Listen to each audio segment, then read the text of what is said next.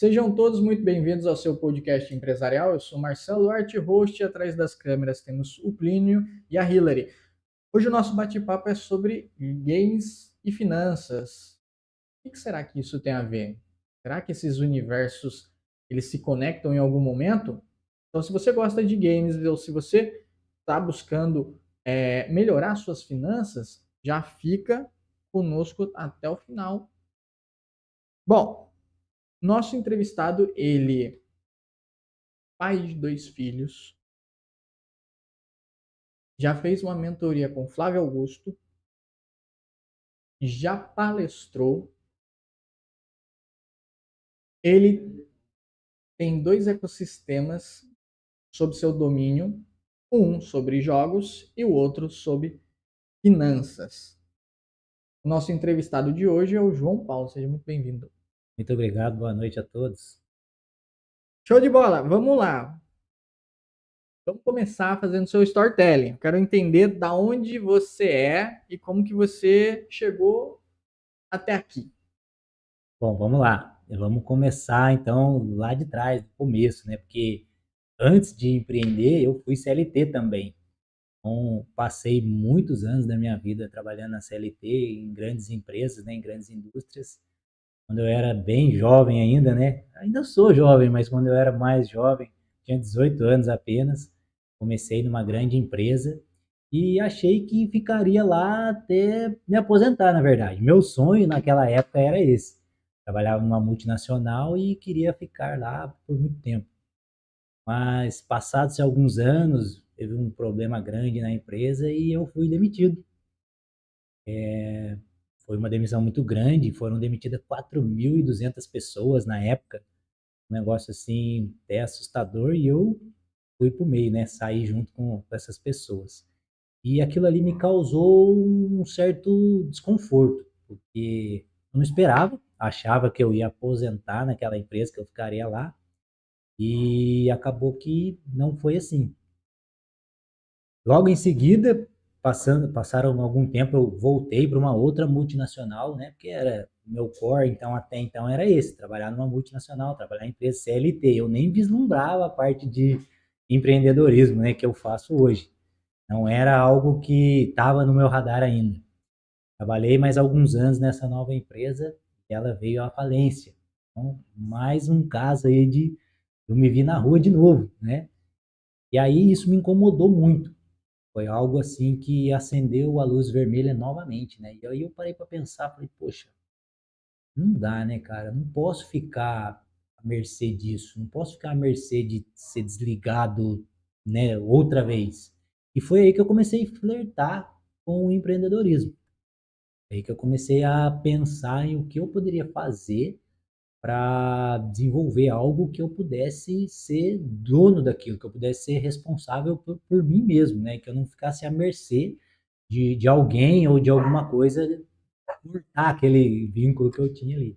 E foi com essas duas experiências ruins que eu tive, né, na CLT, eu resolvi empreender. E aí eu procurei algo que fizesse sentido para mim, porque como eu ia empreender, estava empreendendo numa área, já que eu ia começar alguma coisa nova, né? Procurar algo que fizesse sentido, algo que eu gostasse e algo que pudesse me remunerar, né?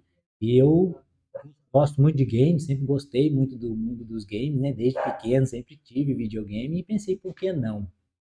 E na ocasião, na época que eu estava buscando por isso ou flertando com isso aí, eu tinha um amigo meu e um amigo de infância, inclusive o Daniel, até deixar um abraço para ele. Conversei com ele, ele já empreendia nessa área. Hoje ele mora em outra cidade, ele mora em Atibaia, né, uma cidade um pouco distante daqui. Ele já tinha um empreendimento nesse segmento lá. E eu comecei a conversar com ele, falando da possibilidade, né, de empreender e tal. E ele falou assim: ó, vem aqui, vem para cá que eu te passo aí algumas coisas, um caminho e tal, e aí você decide o que você vai fazer, né, se faz sentido para você ou não. E eu fui para lá. fui bater um papo com o Daniel, aí chegou lá, nossa, cara, ele me recebeu assim de braços abertos, ele já tinha uma loja lá, uma empresa, né? Não era tão grande quanto é hoje. Hoje ele é a maior loja da cidade, é uma loja muito bonita que ele tem em Atibaia. E ele me deu, assim, todas as aberturas que eu precisava, todas as informações que eu precisava para eu começar nessa área, né? E aí eu voltei de lá com a ideia na cabeça, né? E uma pulguinha atrás da orelha, né? Falei, pô, e aí? Vou começar com esse negócio? Será que é aquele frio na barriga? Porque a gente não sabe, né? Quando a gente vai começar um negócio, a gente não tem noção se vai dar certo ou não. Então, aí fiquei pensando por algum tempo. Aí foi quando eu trouxe, né, essa ideia, conversei com a minha hoje atual esposa, a Alessandra, dividi com ela, ela falou, cara, vai, se é isso que você acha que vai dar certo, me incentivou. E aí eu falei, então é isso. Pô. E aí dali eu comecei, cara. Comecei comprando dois videogames. Minha primeira compra foram dois videogames que eu comprei em São José dos Campos. Marquei com os caras no mesmo dia, pessoas diferentes. Marquei no mesmo dia, fui para lá, comprei e trouxe, cara. Vim com um carro com dois videogames, mal sabia, né, as configurações, as coisas, mas coisa de iniciante, né? Tava começando e foi isso, cara. Foi por conta dessas duas situações que eu tive e de algo que eu de trazer para algo que eu gostava, que eu comecei a entrar nesse mundo aí, nessa área dos games aí. Perfeito. E como que foi para você essa mudança, esse mindset? Você já disse que foi desafiador, né, por você ter más experiências. Uhum, E também foi desafiador porque você está investindo um capital, você sabe que se você errasse, uhum, demoraria tempo para você recuperar aquilo e provavelmente seria uma outra experiência ruim, sim. né? Então imagina você ter duas experiências ruins, Uhum, tanto empreendendo CLT quanto empreendendo com o seu próprio negócio, né? Mas daí você montou sua empresa. sim. Então você começou com dois videogames. Como que Isso. isso foi crescendo? Então, aí nesse ponto aí que quando você fala, né, pô, qual é a certeza que você tinha ou você não tinha medo? Cara, eu tive todo o medo do mundo. Eu não fazia ideia do que era empreender. Lógico que eu tinha já estudado um pouco, pesquisado, né, flertado ali com o empreendedorismo, mas a gente só sabe o que é o empreendedorismo de fato quando você está dentro do jogo. Infelizmente é assim e tem muita coisa que a gente vai aprendendo jogando o jogo, né? É do empreendedorismo isso. Mas quando você faz algo que é para você, é muito diferente de você fazer algo para os outros, né? De trabalhar para os outros. Então, é óbvio que o risco é muito maior, muito mais fácil você trabalhar numa empresa, bater o cartão de manhã e à tarde ir embora para sua casa. O final de semana você fica tranquilo, né? Dependendo da função, da sua função, muito mais tranquilo do que empreender. Mas era uma coisa que eu queria muito. Eu tinha muita convicção de que depois das duas experiências ruins que eu tinha passado, era algo que eu queria para mim, sabe? Eu queria experimentar esse lado e conhecer, né? Descobrir essa parte aí. E aí eu fui, cara. Comecei com esses dois videogames para começar mesmo. Lá, começo da história, eu lembro até hoje, eu separei um espacinho dentro do meu guarda-roupa para guardar esses dois videogames. Eram na minha casa, né? Abri um nicho lá que tinha, você empurrei a roupa um pouquinho pro lado, deixei e ficou um quadradinho ali. Eu fiquei algum tempo com esse quadradinho, aí eu ia comprando, vendendo e à medida que o tempo foi passando, eu fui ampliando, né? Fui comprando mais, vendendo mais, aí eu já expandi, aí até conversei com a minha esposa, falei, olha, eu preciso colocar uma prateleira aqui no quarto, porque não tá cabendo aqui, né, no meu guarda-roupa, no meu espacinho. Achei até que ela ia brigar comigo, mas muito pelo contrário. É por isso que eu agradeço ela até hoje, que ela desde o começo, desde a primeira vez, ela sempre me incentivou. E ela falou: não, não tem problema nenhum, se for para crescer o seu negócio, pode fazer. Aí coloquei uma prateleira lá e aumentei o espaço. Para contar, né, desde o comecinho mesmo. Aumentei o espaço, continuei comprando, continuei aumentando, aí fui mudando linhas, né, de produtos, né, fui acrescentando outras coisas. Aí chegou num determinado momento que aquela prateleira ficou pequena. Aí eu dei mais um passo que eu tinha um quartinho nos fundos da minha casa, aí eu fui pro quartinho. Eu já montei um quartinho onde eu recebia já as pessoas, eu tinha uma TV, fazia os testes, deixava o games rodando lá, né, para as pessoas chegarem, avaliarem, testarem, né, olharem os jogos, escolherem os jogos. Aí migrei para esse novo espaço. Da mesma forma, fui trabalhando, fui construindo, comprando, vendendo, né? Isso foi uma jornada, estou resumindo, mas foi uma jornada de alguns anos, né? E depois eu mudei para um outro cômodo da minha casa, uma sala maior, porque o quartinho já ficou pequeno também, graças a Deus. Mudei para uma sala maior da minha casa lá, montei, aí sim eu montei uma estrutura maior que eu tenho hoje. E dali eu fui crescendo, cara. Fui crescendo, fui captando novos clientes, né? Fui passando a ser conhecido no mercado. Graças ao trabalho que eu vinha executando, tive bastante indicação de cliente, isso me ajudou muito, né? Meus clientes indicavam para outros clientes e eu fui começando a conhecer o mercado online, começando a conhecer os marketplaces, o Mercado Livre, Shopee, o List, então as plataformas de venda online. Isso aí deu um boom assim no negócio, porque antes eu era um negócio local. Eu tinha um espaço onde eu recebia as pessoas e eu vendia na minha cidade ou no máximo na cidade vizinha. E quando eu entrei no mundo dos marketplaces, aí o negócio deu uma melhorada, deu uma abertura muito grande. Aí eu comecei a enviar jogos para o Brasil inteiro. Jogo, videogame, controle, tudo que são periféricos, né, dessa área aí, comecei a vender a nível nacional. Aí foi quando eu realmente dei um up, assim, sabe? Uma alavancada melhor. Eu acho sensacional isso. Por quê? Vejo algumas coisas. A parte de você, primeiro, pilar, uma esposa que apoia Uhum. um sonho, um ideal e que fala, tamo junto. Cara, Porque isso foi o tempo todo. Eu tenho que frisar isso, inclusive agradecer para ela. Ela foi assim essa chave, cara, nessa jornada aí, porque muitas das vezes eu tinha dúvidas e, nossa, e agora, vou ou não vou? Ela falava, vai. Ela sempre põe o pé no acelerador, mais do que eu, às vezes. E sempre me incentivava, então fica até um agradecimento aqui, Alessandra. Obrigado. a parte de ampliar, Uhum. porque você não se acomoda Sim, com o seu cenário, como você mesmo falou, foram coisas de anos, né? Uma longa sim, trajetória, mas você sempre está buscando se aperfeiçoar, buscar conhecimento, a parte do contato com o digital, o tipo, é algo que eu não sei, mas eu vou aprender. Atualmente diz, né? Se a pessoa não tá, se a empresa não tá no digital, a empresa tá morta, exatamente. né? Vou vender não só para a região, mas vender a nível Brasil. Uhum. Em qual momento você se viu como uma empresa?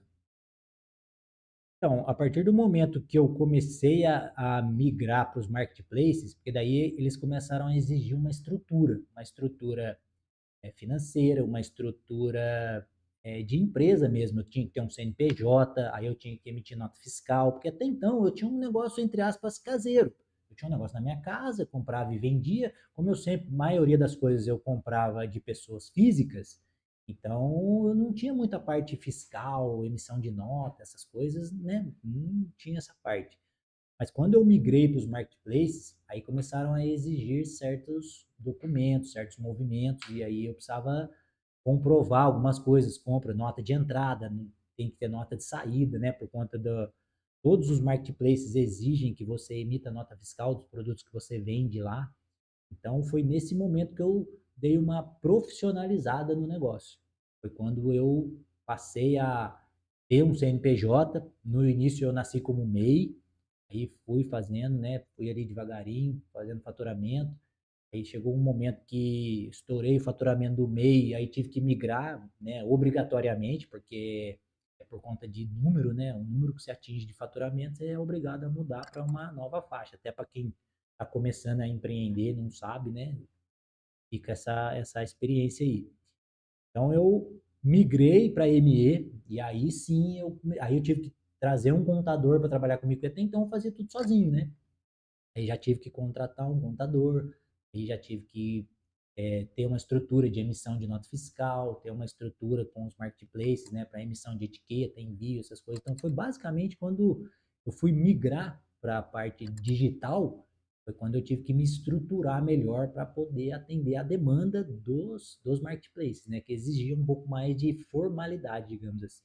Qual que é a sensação de você ver coisas que você até então não tinha tanta familiaridade e você olhar para si próprio e falar, pô, agora estou crescendo. Qual que era a sensação? Qual foi a sensação? Então, na verdade, eu tive bastante experiência nas empresas que eu trabalhei anteriormente, né? Eu conhecia boa parte da área fiscal, né? Parte de faturamento, parte de logística, expedição. Eu trabalhava na área de planejamento, produção e logística. Então, eu conhecia os bastidores dessa parte, né? Sabia como funcionava, como era a parte de receber um produto, expedir um produto, tirar uma nota fiscal. Eu conhecia, né? Não aprofundadamente, mas conhecia a rotina, como funcionava. Então, essa experiência me ajudou muito a trazer aquilo para o meu negócio. Eu usei a experiência que eu tinha já para implementar no meu negócio. E foi assim, foi desafiador e aquela sensação de, poxa, eu cresci. Porque aí eu tinha responsabilidade fiscal, tinha que pagar os impostos, né? Eu tinha que, né, arcar com todas as necessidades que uma empresa de fato exigem, né? Então, foi muito gratificante, na verdade, cara, porque eu percebi que eu deixei de ser uma pessoa informal e passei a ser uma empresa, de verdade. Então, eu me lembro como se fosse ontem, cara. A primeira vez que eu tirei uma nota fiscal e saiu o logo da minha empresa na nota fiscal como emissor. E aquilo ali me deixou muito feliz, sabe? Falei, pô, cara, tem uma empresa e eu tenho um CNPJ ativo e lucrativo, então fiquei muito contente. Perfeito. Atualmente, como que está a empresa de jogos e qual está sendo o maior desafio? Atualmente, cara, o maior desafio são dois. O primeiro, a concorrência desleal que a gente encontra, porque assim, depois que você, esse é um problema de você se formalizar. Você expande, você atinge novos mercados, novos públicos, né? Eu comecei a vender a nível nacional, mas aí você tem custos que aumentam, né, os seus custos e aí a sua margem encolhe um pouco. Quando você tem pessoas ou que não são empresas que estão aqui na região, por exemplo, vendendo, né, junto com você, a concorrência fica um pouco desleal, porque como o seu custo aumenta um pouco, ou você aumenta um pouco o valor do seu produto, porque a gente tem um produto de maior qualidade do que as pessoas que vendem individualmente, porque tem muito atravessador no mercado, né? Principalmente nessa área de game. O cara faz com videogame, cara? O videogame é uma moeda de troca. Então, por exemplo, o cara compra um PlayStation 5, por exemplo, paga lá R$ 4.000, que é o valor médio desse produto hoje. E é um cara que gosta de videogame, joga, mas se acontecer alguma coisa, se ele tiver um problema, a primeira coisa que ele vende é o videogame dele, para ressarcir, para repor o dinheiro ali, porque ele vai usar, a pessoa pagar uma conta, ou atrasou alguma coisa. E aí esse mercado paralelo prejudica um pouco a gente que tem um negócio que tem custos, tem estrutura, paga impostos, entendeu? Porque o cara compra por 4.000 e vende por 3.600, porque ele está precisando de dinheiro. E aí fica um negócio um pouco leal, entendeu? Acho que o maior desafio hoje é enfrentar esses caras aí, porque são pessoas físicas que estão vendendo ali por uma necessidade. E aí o cara vende, passa 3, 4 meses, ele compra de novo. E aí passa 2, 3 meses que ele comprou, teve um novo problema, ele vende de novo, porque o videogame é um produto muito fácil de ser vendido, né? Então o cara vende, compra e vende, e aí fica um pouco desleal. Mas faz parte do negócio. O que, que eu fiz para tentar minimizar isso? Trazer qualidade para o meu produto. Porque esse cara, ele não dá garantia, o produto dele não é, às vezes, 100%, sempre tem uma falhazinha, tem um botão que já não funciona direito, sabe aqueles detalhes? Então eu procurei é, focar na qualidade dos meus produtos. Tudo que era seminovo, por exemplo, que eu trabalho muito com seminovo também, então faço uma revisão, né? tem todo um cuidado que esse cara não tem. E aí eu tentei suprir essa necessidade olhando para a qualidade. Um outro desafio muito grande que eu encontrei também quando eu me tornei uma empresa foram os impostos, cara. O imposto é um negócio que, para quem é empreendedor no Brasil, é pesado. Imposto é um negócio muito ruim. Eu, enquanto era MEI, quem é MEI não paga imposto sobre faturamento, né? Quem é MEI paga lá o DAS da MEI, que é em torno de R$ 70, 70 e poucos reais. Você paga por mês e se você faturar 10 mil ou 50 mil, não muda nada, você paga só o DAS. Quando você muda para ME, você passa a pagar uma alíquota, né, um percentual do seu faturamento. E aí isso pesa demais, cara. Então, foi o segundo item assim que foi difícil para mim foi essa migração, porque às vezes quem está começando, principalmente quem é empreendedor pequeno, o cara é MEI, por exemplo, ele tem um faturamento X lá, mas ele não paga imposto. Então, a margem dele é 100% dele praticamente. O custo não é alto. Quando você começa a pagar imposto, você tem que deduzir da sua margem o imposto. Aí começa a ficar ruim. E isso é muito ruim porque às vezes você passa um pouco da alíquota do MEI para o ME, mas você não passa num nível que compense a diferença, porque você passa a pagar imposto. Então, o que aconteceu comigo no início? Eu estourei o MEI, fui para ME. Comecei a faturar mais do que eu faturava como MEI, mas eu ganhava menos no final, porque aí eu passei a pagar imposto. Então eu vendia mais e ganhava menos. Era uma conta assim, meio que contrassensual, né? Você não consegue nem entender. Falei, pô, mas tô trabalhando mais, tô faturando mais e tô ganhando menos. Como assim? Graças ao belíssimo imposto que a gente tem que pagar, né, cara? Então, eu acho que essas duas coisas são coisas que pesam para quem começa a empreender. Aí eu vejo um ponto muito interessante que é a diferença de que faturamento não é lucro Não. e que Esse por, é, faturamento é ego, a gente chama, né, cara. Quem empreende sabe disso. e que por muitas das vezes quem está começando acaba se iludindo Sim, e se não tiver essa mentalidade de empreendedorismo, do financeiro bem sim. alinhado, vai se enroscar muito. E é nessa hora que você deve estar se perguntando, né? Como que a parte das finanças se mistura com os jogos, com os games?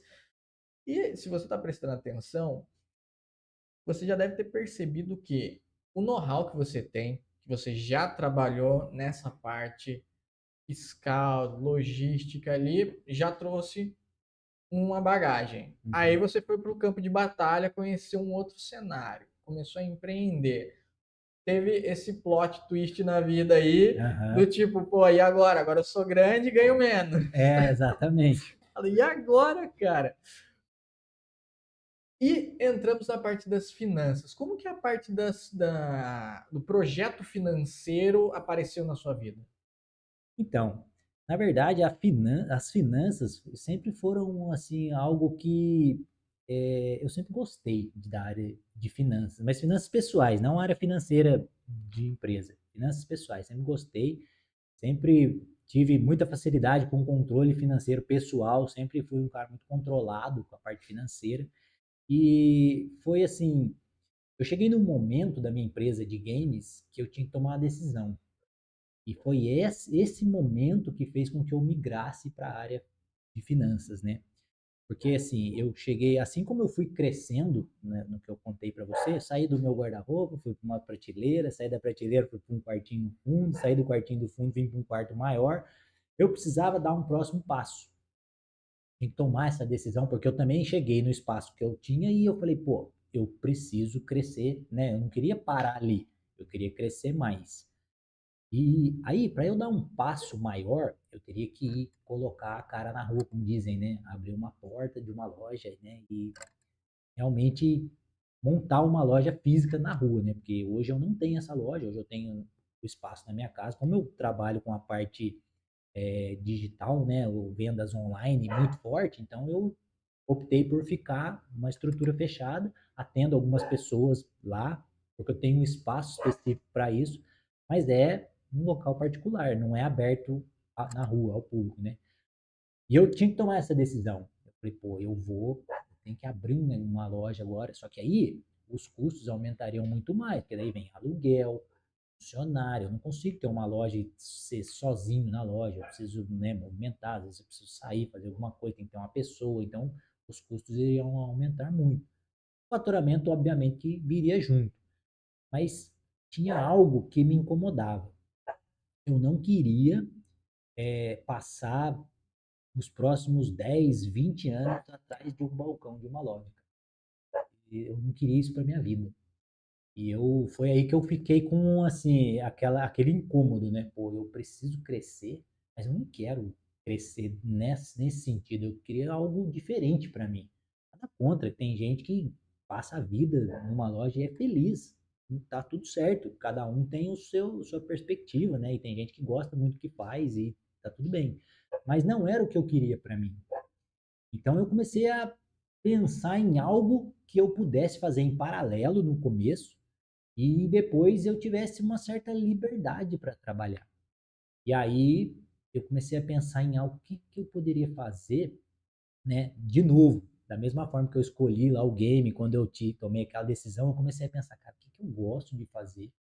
Eu posso ensinar para alguém e que pode me trazer um retorno financeiro. Aí veio a área de finanças, que é algo que eu gostava também. Eu já, até para contextualizar aqui, lá naquela primeira empresa que eu trabalhei, na multinacional, quando eu entrei, quando era novo, eu tive meu primeiro contato com ações. Tá? Foi o meu primeiro contato, assim, ruim com ações. Foi a primeira vez que eu perdi dinheiro comprando ações.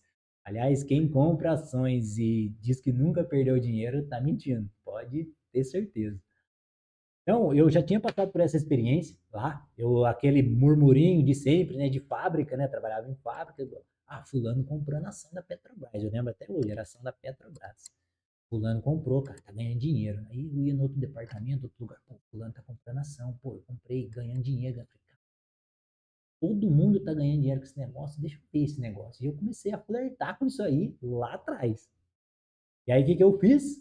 Por causa de escutar um, escutar o outro, aquela, né? É o que a maioria das pessoas fazem hoje, né? Compra de orelhada, a gente chama, né? Porque escuta um falar, escuta o outro falar, nossa, é isso, vou comprar. Eu comprei ações da Petrobras e eu não me lembro os valores exatamente, mas foi assim, tipo, paguei R$ 15 numa ação e dali a 2 semanas estava valendo 13. Como assim? Tá todo mundo ganhando dinheiro, porque depois que eu comprei, eu perdi. Caraca, daí passou mais 2 semanas, foi para 11.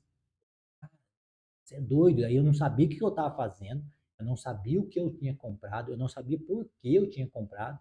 Comecei a ficar desesperado porque o meu dinheiro estava encolhendo, porque eu comprei um capital e o valor da ação caiu, esse capital diminuiu, óbvio, né? Corri e vendi, cara. Vendi no prejuízo, perdi um dinheiro. Cara, isso me incomodou. E aí, nessa época, eu até procurei um curso sobre mercado de ações e fiz um curso de um especialista em análise gráfica. É uma das técnicas que é usada para o mercado de ações, né? Fiz o curso de análise gráfica, aí me incomodou, sabe? Quando eu não sei alguma coisa, procuro quem sabe para poder, né, aprender e me desenvolver naquilo ali. Foi isso que eu fui fazer. Fiz o curso, tal, mas era um negócio muito maçante, cara. Era um negócio muito pesado, assim, muito carregado. Perdia muitas horas fazendo análise para conseguir fazer uma compra e uma venda e ter um lucrinho pequenininho. Falei, cara, pô, é legal, mas não é isso, cara. Então, meio que não deu muito certo.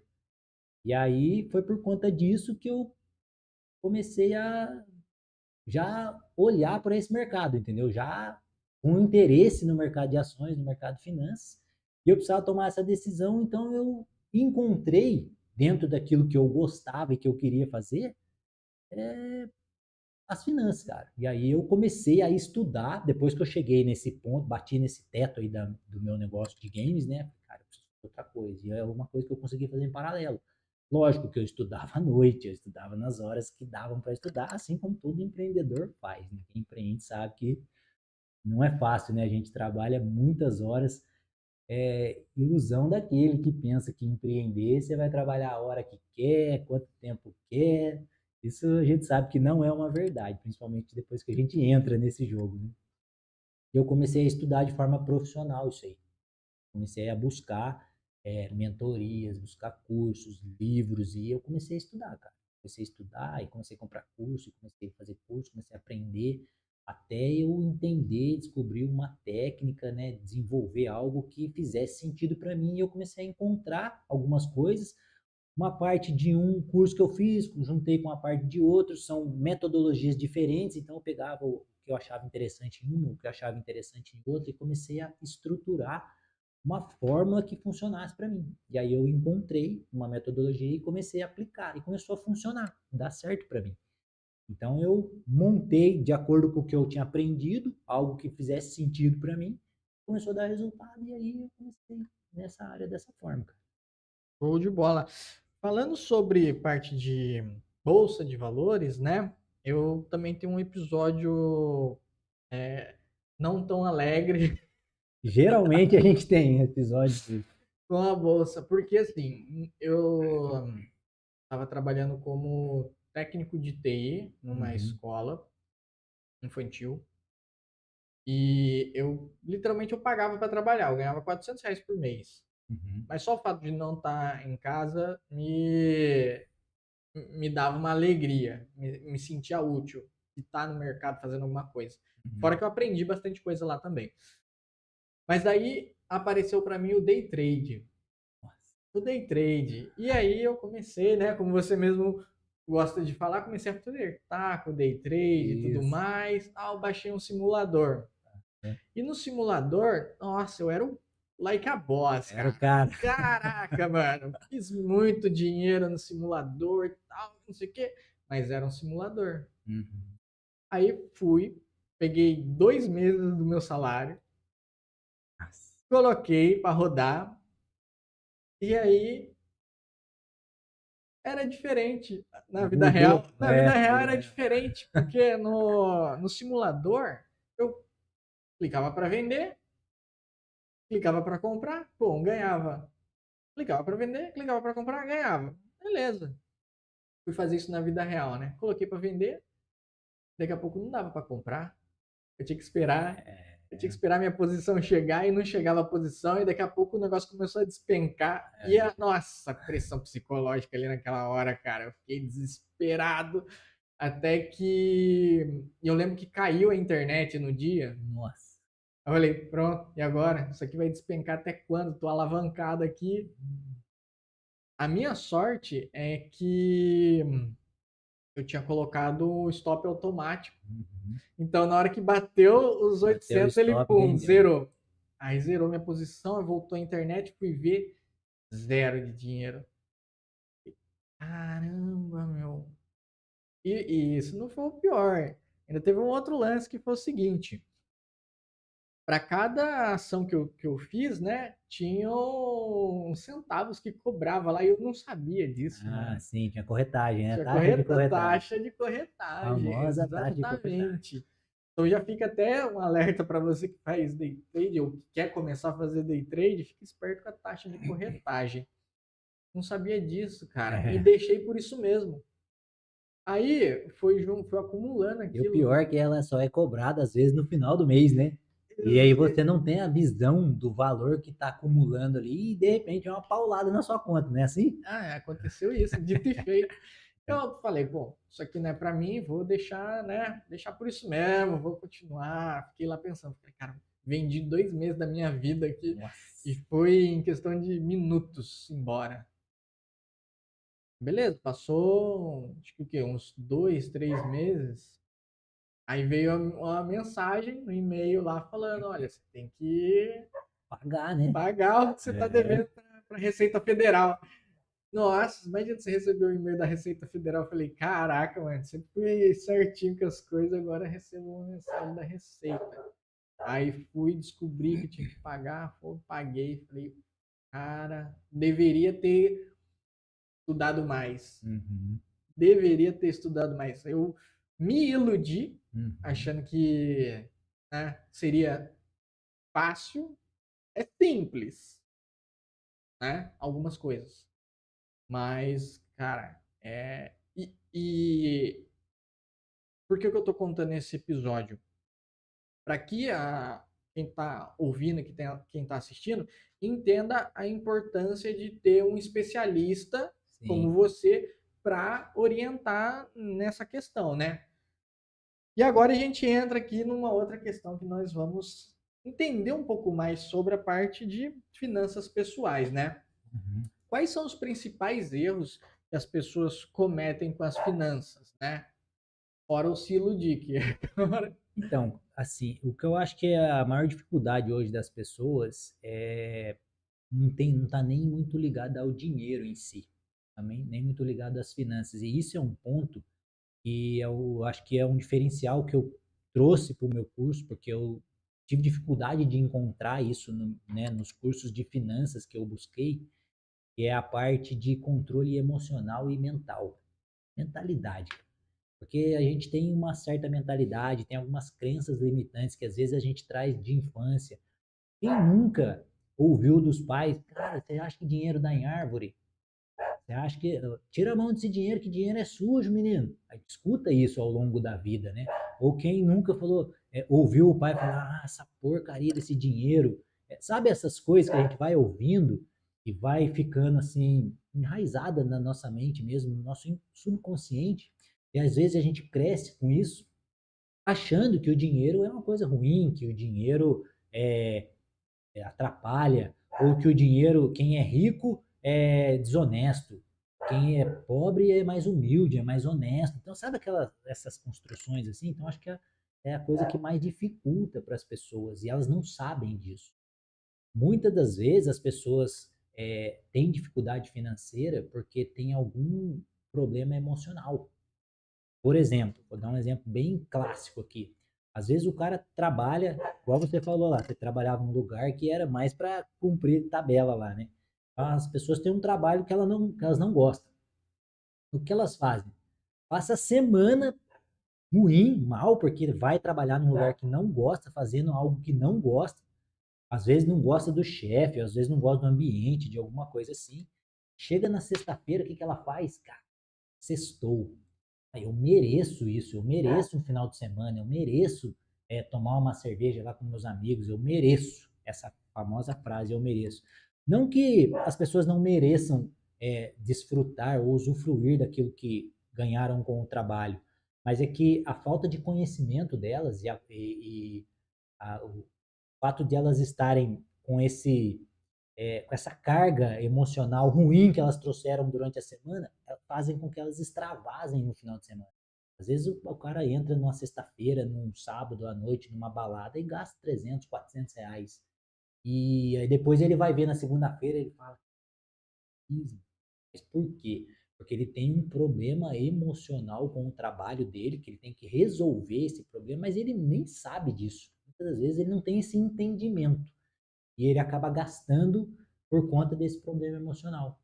Então, foi algo que eu procurei trazer para o meu treinamento, é isso aí. Tem dois modos do meu curso, o primeiro e o segundo. O primeiro fala sobre mentalidade, a gente desenvolver a mentalidade com relação ao dinheiro, e o segundo sobre o controle das emoções. Porque a gente compra muito por conta das emoções que a gente tem. Na verdade, todas as compras que a gente vai fazer, elas estão pautadas em alguma emoção. Ou é por um prazer que você quer sentir, ou é por um cheiro que você sentiu e te atraiu ali para você comprar, ou porque é algo, um sabor. Então, todas essas sensações, elas estão ligadas às emoções. Quem não tem esse entendimento, e muita gente não tem, acaba consumindo, comprando e gastando dinheiro por conta dessas emoções que estão um pouco descontroladas, entendeu? E eu acho que a maior dificuldade das pessoas hoje não tem nem a ver com dinheiro, tem a ver com o controle emocional. Por isso que eu escolhi trazer isso para o meu curso, para poder, primeiro, estar nos dois primeiros modos, para poder criar uma base. Porque não adianta eu te ensinar, por exemplo, como comprar uma ação ou como comprar um fundo imobiliário, se você não vai ter a condição de se comportar de uma forma adequada com suas emoções quando você vê que a sua ação caiu, por exemplo. Se você entrar em desespero e falar, nossa, não quero mais isso para mim, quero vender, acabou. Você investiu um dinheiro, vai comprar na alta, vender na baixa, que é o que a gente condena, né, como o maior erro de quem está começando, né, por conta das emoções. O cara se vê ali, primeiro, ele se vê eufórico, porque é algo que todo mundo está fazendo, como eu fiz lá atrás. Pô, tá todo mundo ganhando dinheiro e tal. O que foi? Emocional. Eu queria também ganhar dinheiro, entendeu? E aí me vi um outro ponto de emoção, que foi no desespero ali de o negócio caiu, vendi. Então a gente comete erros por conta das emoções. Eu acho que um dos principais fatores aí que derruba a maioria das pessoas é o controle emocional.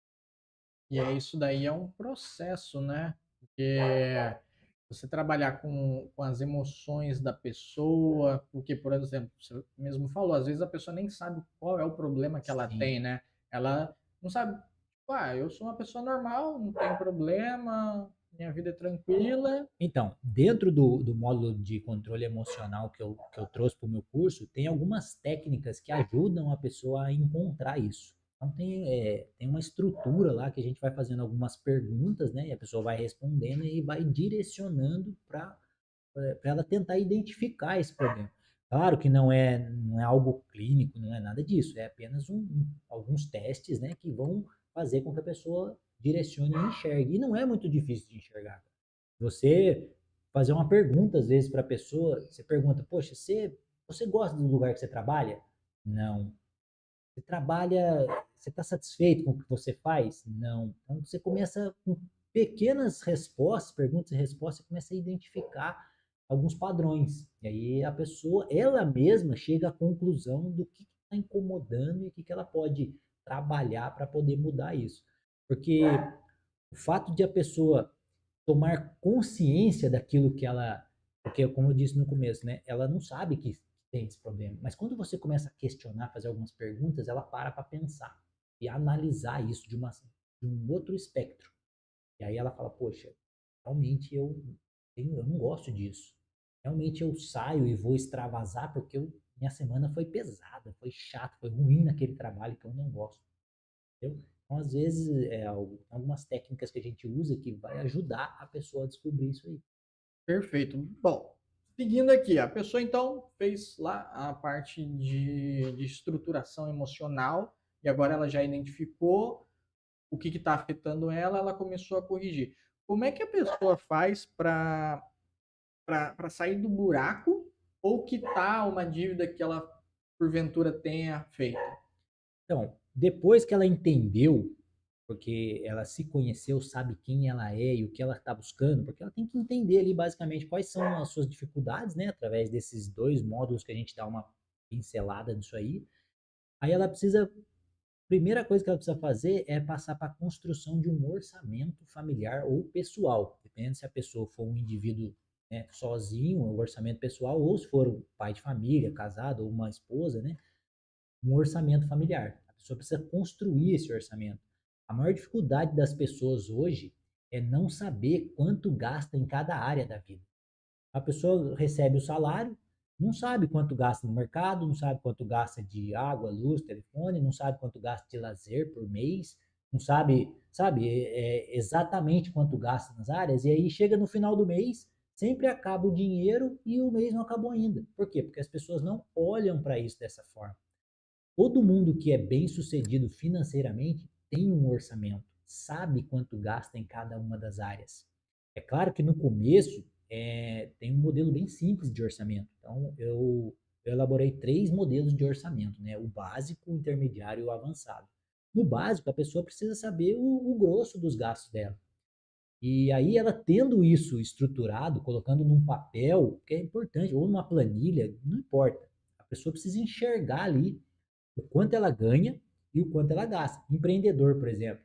Empreendedor tem dificuldade de saber o quanto ele ganha exatamente. Às vezes o cara não separa o prolabore dele ali da empresa e é uma coisa só, entra dinheiro, sai dinheiro e ele paga as contas pessoais com o dinheiro da empresa, cara, é uma lambança. E o cara não sabe quanto ele ganha de fato. Como ele vai saber quanto gastar, quanto ele pode gastar, se ele não sabe nem quanto ele ganha? Então ele precisa estruturar isso no orçamento. Tem um trecho lá do meu curso que assim, destrincha essa parte de orçamento, porque é algo que ajuda a pessoa a enxergar onde ela está e o que ela pode fazer. Só para você ter uma ideia, algo assim que é muito clássico das pessoas errarem, é algo simples. Às vezes o cara tem um salário nominal lá de R$ 4.000, por exemplo. É o que vem no holerite dele, na carteira, né? Quanto você ganha? 4.000, porque foi o que ele escutou lá quando ele foi contratado, 4.000. Só que ele esquece que tem os descontos, que tem INSS, que tem imposto de renda, que é retido na fonte. E, na verdade, chega para aquele cara 3.200, 3.300, que é o que cai na conta dele de fato. Mas ele ficou com aquele 4.000 que ele foi contratado quando ele foi lá, né? Fazer o contrato, quanto que é o salário? R$ 4.000. Beleza. R$ 4.000 é o que a empresa disponibiliza para ele, mas não é o que cai na conta dele. Só essa pequena diferença desse salário que eu estou falando aí dá em média aí R$ 700, R$ 800, dependendo do número de dependentes que o cara tem. Cara, já derruba muito. E às vezes o cara gasta baseado em 4.000, só que ele não recebe 4.000. Ele demora muito para entender por que, que o dinheiro acaba primeiro que o mês, porque ele não faz essa simples verificação de quanto ele recebe e de quanto está escrito lá no salário dele. Quando ele constrói um orçamento e coloca lá o valor real que ele ganha, quanto ele gasta em cada uma das áreas, ele consegue enxergar isso e aí sim ele começa a ter um pouco de visibilidade do que está acontecendo.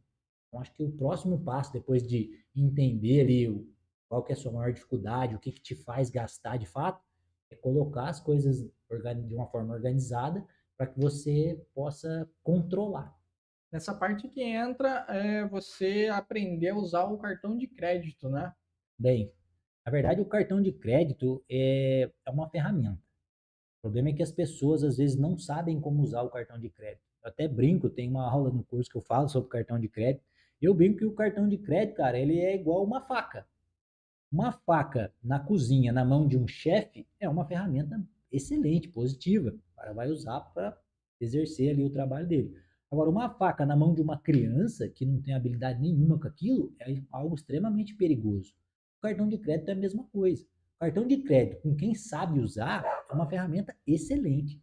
Agora, o cartão de crédito na mão de alguém que não tem controle com os gastos é um desastre, cara. É uma arma extremamente perigosa. Então, o problema não está no cartão, o problema está no uso. Então, tem que ver, o problema é as pessoas costumam usar o cartão de crédito como uma extensão do salário. Então, o cara ganha R$ 4.000 e tem 3.000 de limite do cartão de crédito. O que, que o cara faz? Vai gastando o salário. Chega no determinado momento, dia 20, alguma coisa, o dinheiro acaba. O que, que ele faz? Ele começa a gastar no cartão de crédito. Só que no mês seguinte, ele não vai ter o dinheiro, a diferença do salário que ele gastou mais o cartão de crédito. Ele vai receber a mesma coisa. Só que ele tem a fatura do cartão que ele já gastou no mês anterior. E é aí que as pessoas se enrolam. Então, o maior erro é usar o cartão de crédito como uma extensão do salário. Esse é o principal, o básico. Quando você usa o cartão de crédito apenas como meio de pagamento para suas contas, você concentra todos os gastos no cartão de crédito, não tem problema nenhum. Você paga o mercado, você paga a água, a luz no cartão de crédito. Chega no final do mês, você pega o seu salário, paga a fatura do cartão. Beleza, tá tudo certo. Agora, quando você usa como extensão do salário, e é aí que as pessoas se enrolam, entendeu? Entraria nessa parte você ter uma educação financeira, né? Sim. Como que faz para ter uma educação financeira sólida? Então, na verdade, não tem outra forma se você não buscar conhecimento.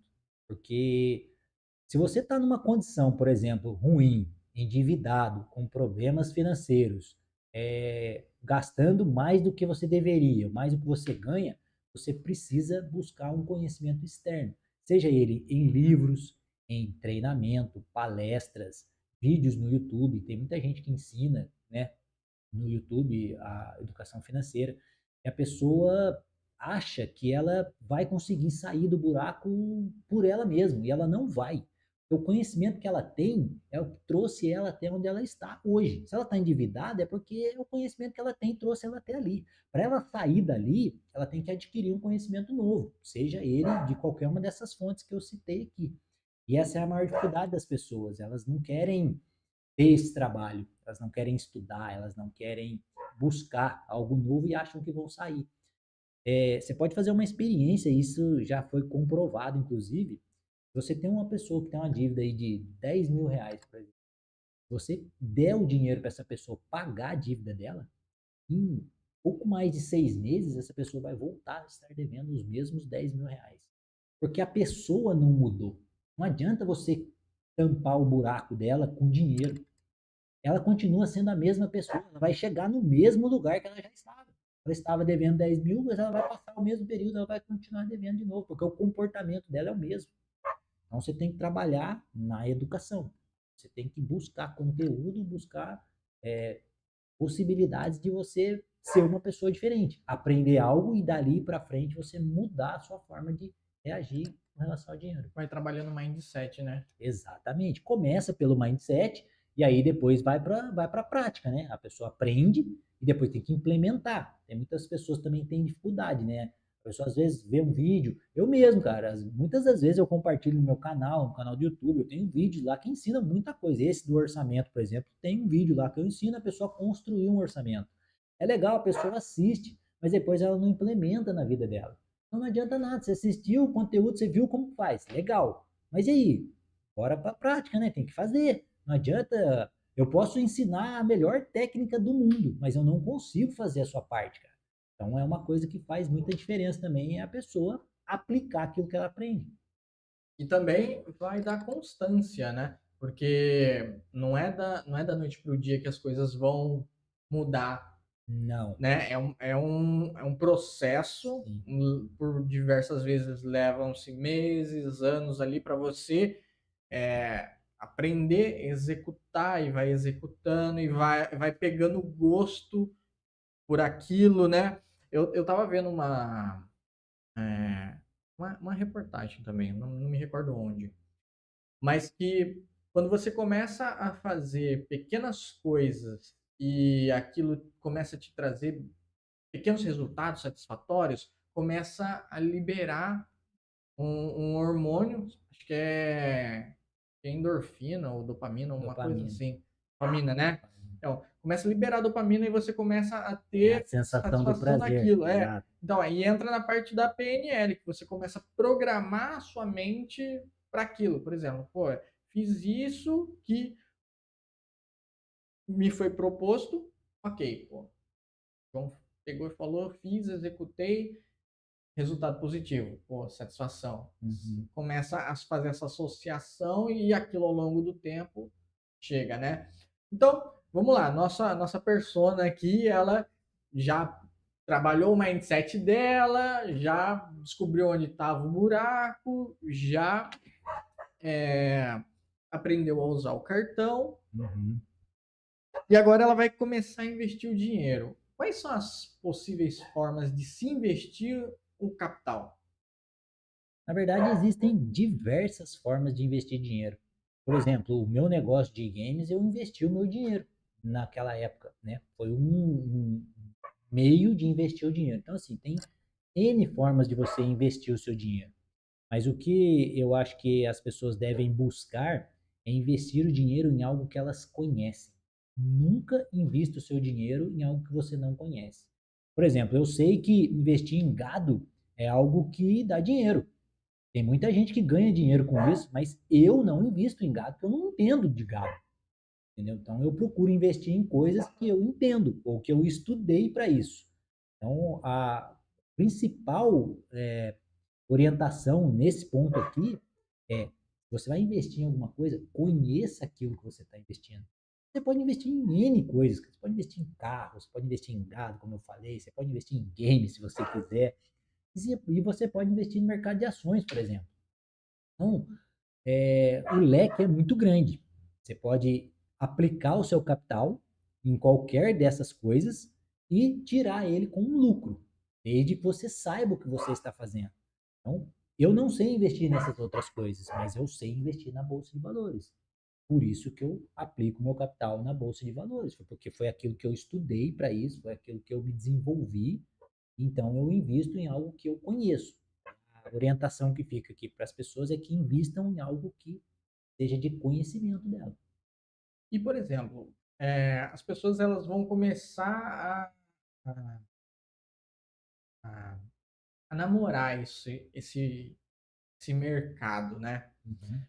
Existem vários tipos de investimento que você pode fazer na bolsa, né? Sim. Tem os investimentos de alto risco e baixo risco, né? Uhum. Explica pra gente como que funciona essa parte de alto risco e baixo risco, quais são as vantagens e desvantagens?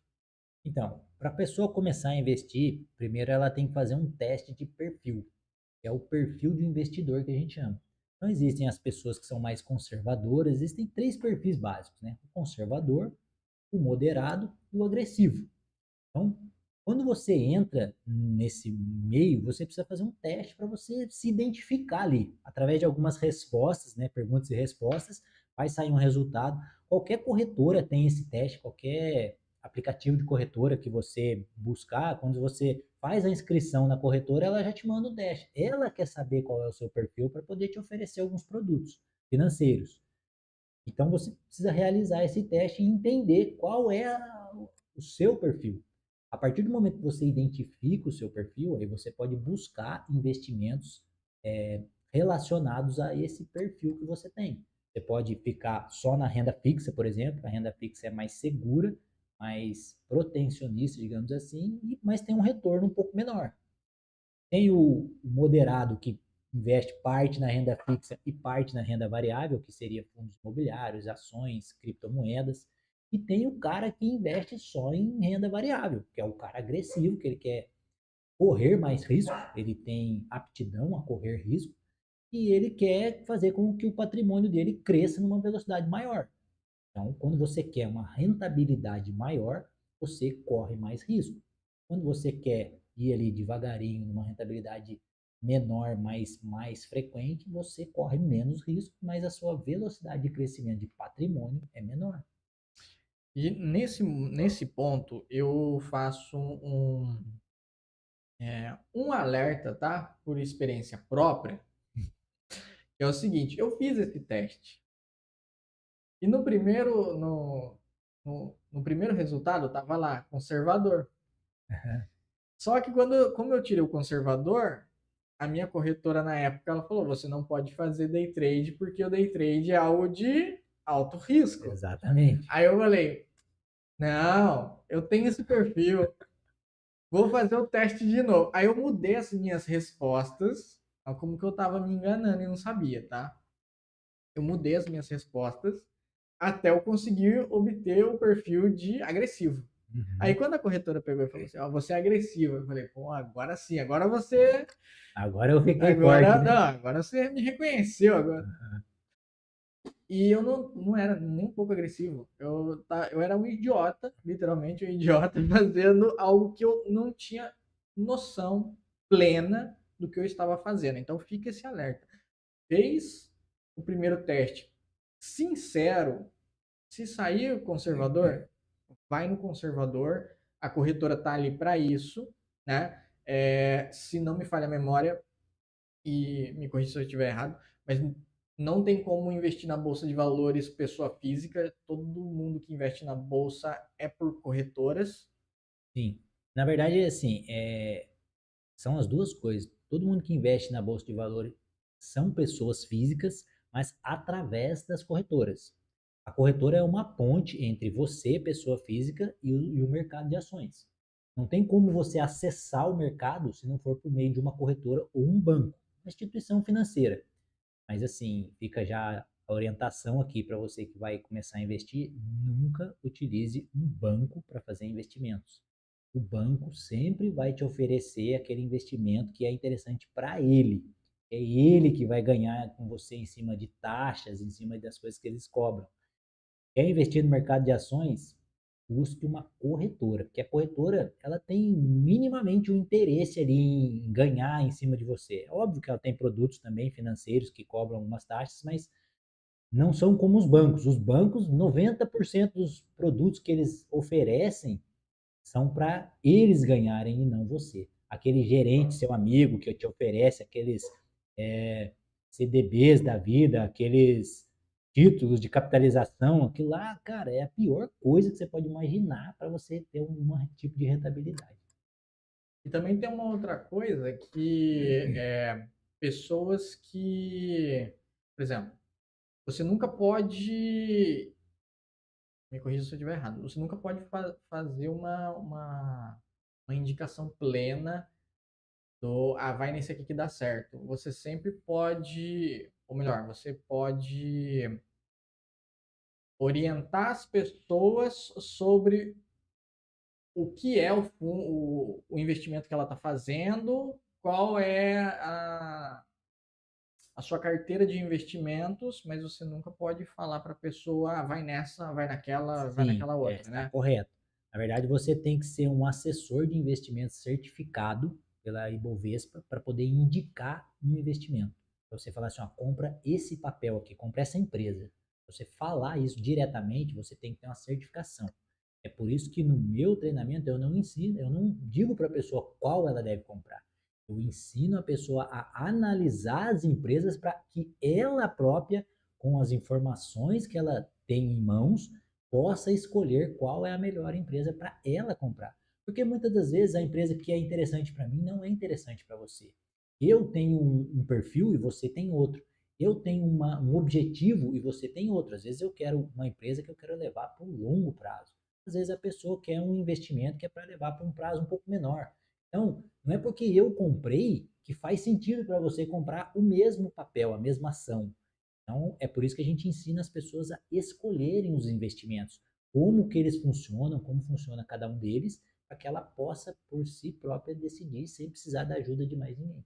E aí entra uma outra questão muito importante também, que mesmo que você que está nos assistindo faça qualquer tipo de curso, mentoria, qualquer coisa, no fim é você quem decide, é você que irá arcar com as consequências, sejam boas, sejam ruins, em função das pessoas que estão ensinando é mostrar para vocês o caminho das pedras. Depois, quais pedras você vai escolher. Exatamente. A gente treina as pessoas para que elas tenham a capacidade de escolher por si próprias, né? Cada uma, cada papel e cada tipo de investimento também. Então, por isso que a gente ensina todos eles e aí elas têm essa possibilidade de escolha. Temos uma pergunta, Plínio? Então pode falar, cara. Vamos lá. Quem que fez a pergunta? Do Cauã. Cauã, qual método de investimento você recomenda em 18 anos? Então, Cauã, aí vai naquilo que eu falei ainda há pouco. Depende do seu objetivo. O que você quer com esse dinheiro que você tem? Você quer construir um patrimônio a longo prazo? É um tipo de investimento. Você quer, por exemplo, investir por 2 ou 3 anos, porque você está fazendo 18 anos agora, quer comprar uma moto daqui a 3 anos? É outro tipo de investimento. Então, não dá para generalizar, falar assim, ó, a pessoa que tem 18 anos é esse investimento. Não tem como fazer isso. Depende do objetivo dela e do que ela vai fazer com o investimento. Qual o prazo? Qual é o objetivo? Para quanto ela vai colocar nesse investimento? Então, tem algumas variáveis que a gente precisa descobrir para orientar. Mas uma coisa que é certa, que eu posso falar para você que tem 18 anos e está pensando em investir. O melhor investimento que você pode fazer é em você mesmo. Busque conhecimento, vá estudar e entender sobre finanças, sobre investimentos, para que você tenha capacidade de decidir por si só qual é o melhor investimento para você. Estou aqui, ó. Primeiro patrimônio.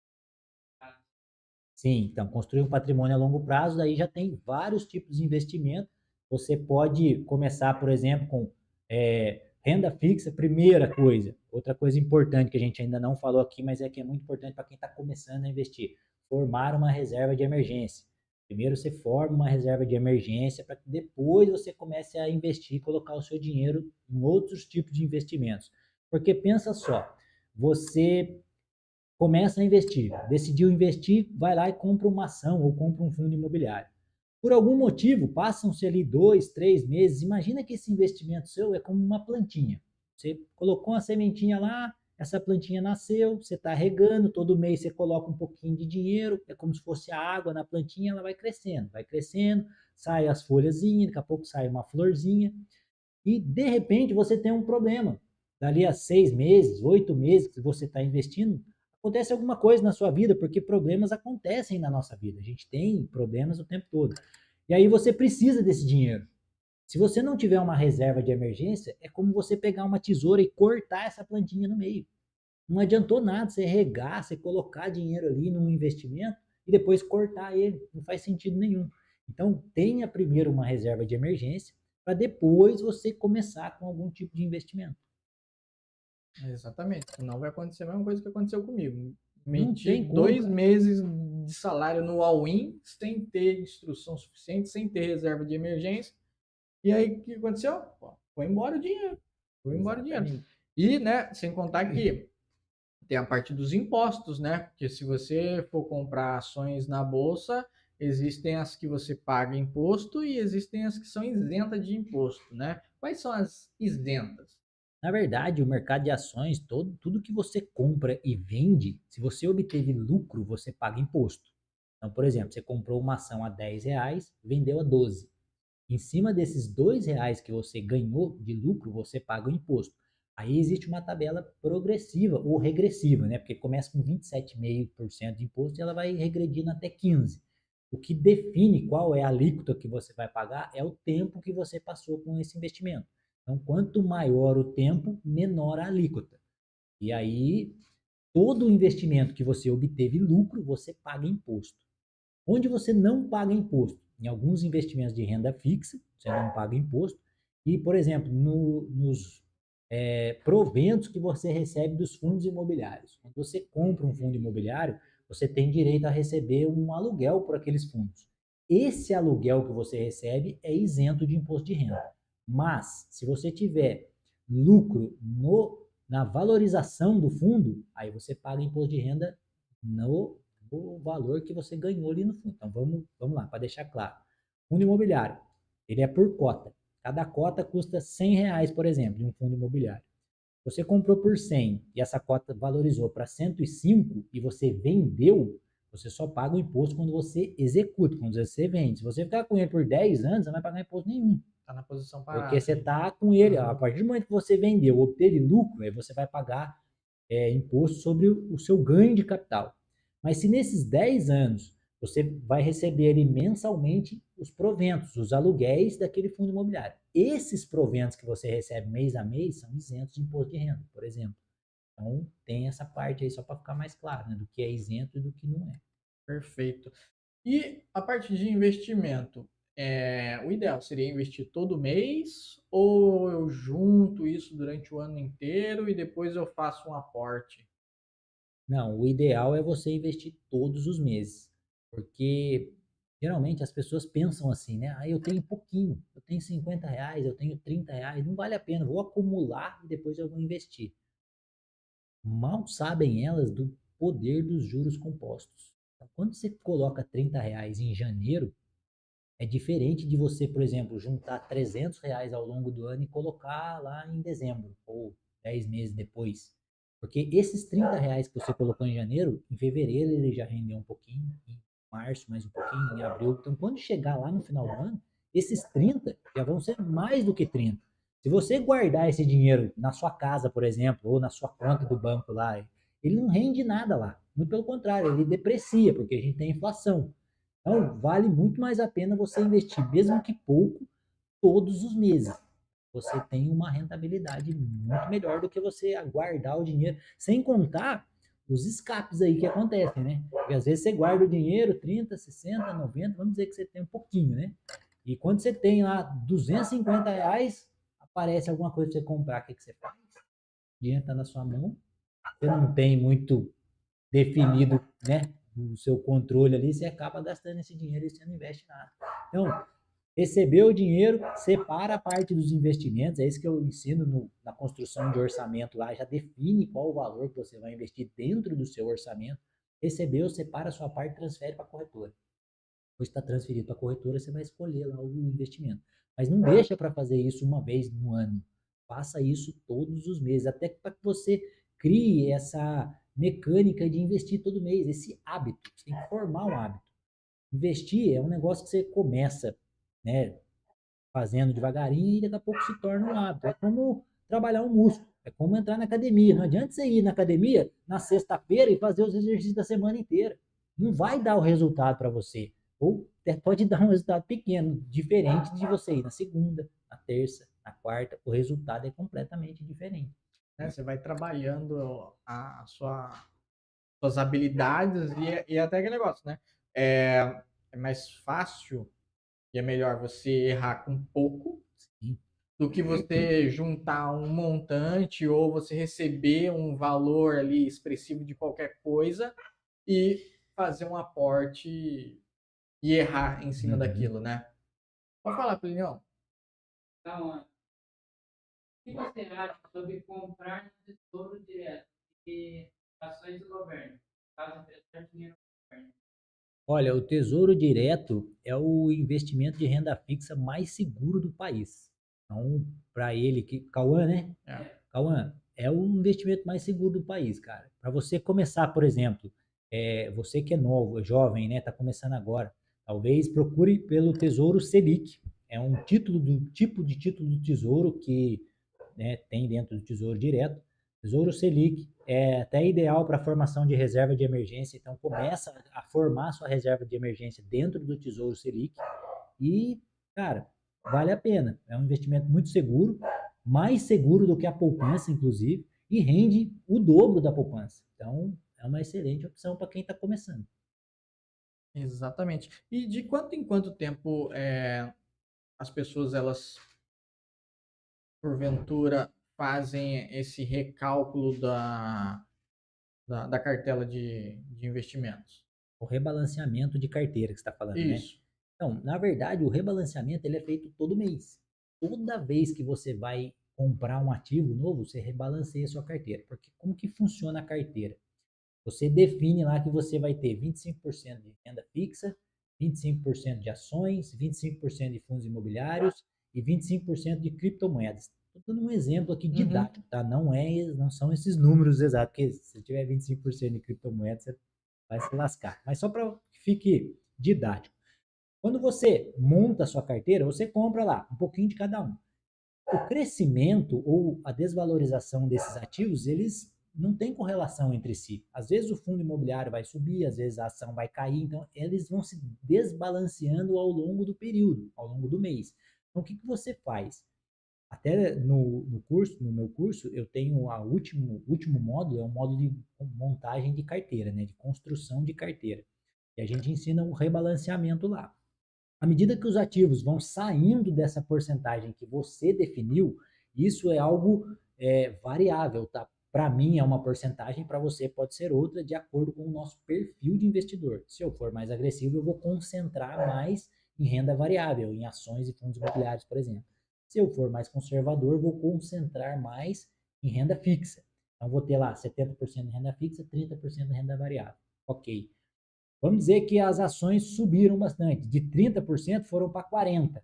Lógico que a renda fixa caiu. Então, o que você vai fazer? Quando você for fazer o seu aporte mensal, aonde você vai aportar? Aonde está fora do que você definiu como porcentagem. Então, se a sua renda fixa está menor, você vai aportar ali naquele mês para equilibrar a sua carteira. Se no mês seguinte acontecer o inverso, você vai aplicar ações para equilibrar a sua carteira, para que você tenha sempre a sua carteira equilibrada de acordo com o que você definiu como meta para você. Então, todos os meses você faz um rebalanceamento de carteira. Interessante. São skills que a pessoa vai aprendendo, né? Isso. Para ela ter uma noção melhor de como trabalhar o dinheiro, né? E a percepção que ela tem do dinheiro começa a mudar, ela começa a entender mais como que funciona o mercado mundial, né? O mercado de Uhum. ações é o mercado mundial. Sim. Vamos lá, o que a pessoa ela aprende no seu curso? Bom, no curso, como a gente já falou aqui, né? Então tem Uhum, toda aquela parte de mentalidade, parte de controle emocional, né? A gente faz um teste também para descobrir o tipo de mentalidade que a pessoa tem. Eu tenho um teste lá de 16 perguntas que a pessoa responde e vai apontar lá, de acordo com o que ela responder, qual é a mentalidade dela, se ela tem uma mentalidade de escassez, se ela tem uma mentalidade de classe média ou se ela tem uma mentalidade de prosperidade. Isso já vai orientá-la para os próximos módulos do curso. Tem um módulo que os 4 pilares do dinheiro, né? Que na verdade os 4 pilares da prosperidade, porque não tem a ver exatamente com dinheiro. A uhum. gente fala lá sobre o seu bem-estar, né, espiritual, saúde, família e saúde, família e trabalho. Então você tem que, nessa ordem, você tem que estar com as coisas alinhadas para que depois você foque no dinheiro. Não adianta você focar no dinheiro e ter, por exemplo, um desses pilares desajustado. Não adianta você só trabalhar e não ter saúde, por exemplo. Você não vai conseguir levar isso muito para frente. Não adianta você focar no dinheiro, nos investimentos, fazer isso com todo o afinco se você não tem um cuidado com a sua família. Não adianta você destruir um pilar para tentar construir outro. Então você precisa aprender a equilibrar os pilares primeiro para que depois você possa construir algo em cima de uma base mais sólida, né? Então tem essa parte, tem a parte de empreendedorismo. Aí eu sei que até tem gente que torce o nariz aqui porque fala assim: "Ah, pô, eu não vou empreender, não preciso disso". Precisa. Porque você pode empreender no seu trabalho. Você pode ter um comportamento de empreendedor no seu trabalho. E por que não empreender? Talvez a pessoa, baseado nesse teste que eu falei, tem uma mentalidade de escassez e ela nem entende que o empreendedorismo pode abrir portas para ela. De repente ela começa a fazer algo como renda extra, por exemplo, e aquele algo ali se torna uma renda principal, ela até larga o emprego. Mas como ela não flerta com isso, como a gente falou aqui, como ela nem olha para isso, às vezes ela não enxerga. Bom, e aí, então tem uma parte lá sobre empreendedorismo que a gente ensina. A gente pode empreender, inclusive, no CNPJ de outra pessoa.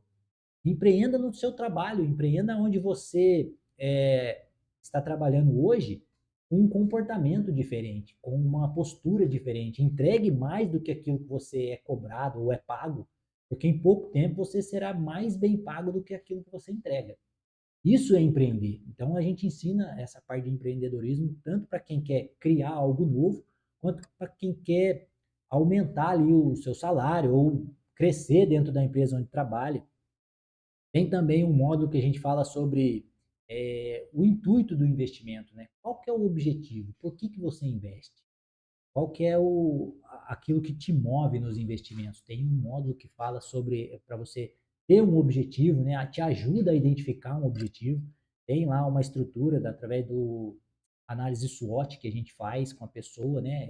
Ela mesma constrói a análise SWOT dela e ela identifica o que que ela precisa fazer, quais são as forças, quais são as ameaças que ela tem, aonde ela pode desenvolver para poder ganhar mais, para poder alavancar os seus investimentos. Porque para você investir melhor, você precisa ganhar bem, você precisa ganhar mais. E às vezes a pessoa fala assim: "Ah, eu não consigo investir porque eu ganho pouco". Beleza, a gente sabe disso. Então vamos tratar essa parte para você ganhar mais, para você ficar melhor naquilo que você faz, ou para que você desenvolva uma habilidade, talvez que você ainda não tenha, para que você crie um outro negócio, crie um negócio paralelo. Então tem essa parte de empreendedorismo também.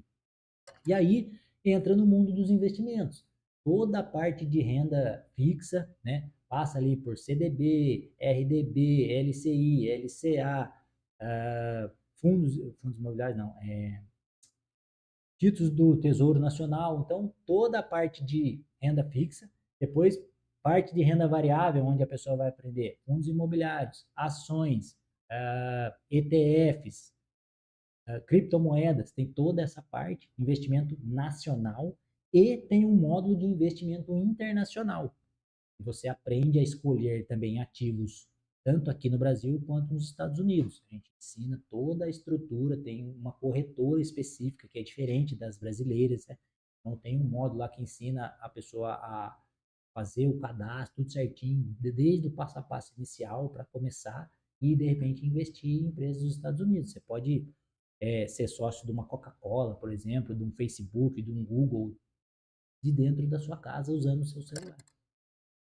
É uma coisa assim muito interessante, né? E são big techs, né? Exatamente. São São as empresas maiores empresas do mundo. E mundo. você pode ser sócio das maiores empresas do mundo, cara. Ou você E elas querem comprar que uma você ação. seja, né?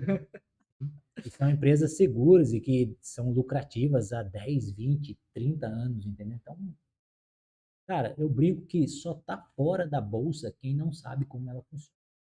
Pessoas têm aversão à bolsa. O que aconteceu comigo lá atrás, às vezes acontece com a pessoa, só que ela nunca mais olha para isso. O que aconteceu com você, né, o exemplo que você deu aqui, as pessoas pegam uma certa aversão, ou por falta de conhecimento, que fulano falou, cicrano falou, Olha, não, bolsa de valores é cassino, bolsa de valores é lugar de perder dinheiro. Cara, isso tudo é falácia. Isso tudo é dito por quem não sabe o que está falando, por quem não tem conhecimento.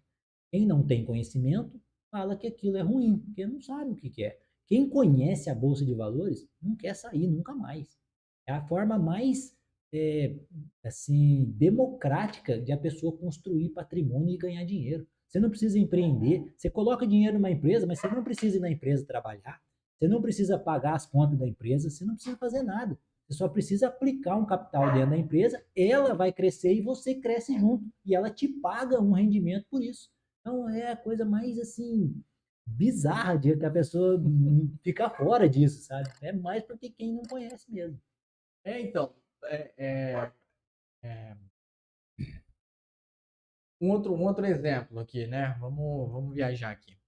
Por exemplo, a pessoa ela pega um sócio, um investidor, a pessoa vai dar o dinheiro para ela empreende no próprio negócio, faz o negócio dela crescer, pô, tava precisando de um maquinário, foi lá, comprou o maquinário, aumentou a produção dela, produziu mais, aumentou o faturamento, aumentou o lucro, passa uma porcentagem para o sócio investidor, pronto, a pessoa está ali, feliz da vida, ganhando Exatamente. ali, né? Uma outra forma de se ver como Exatamente. funciona a bolsa. É isso. Você coloca um dinheiro numa empresa, mas você não vai trabalhar nessa empresa.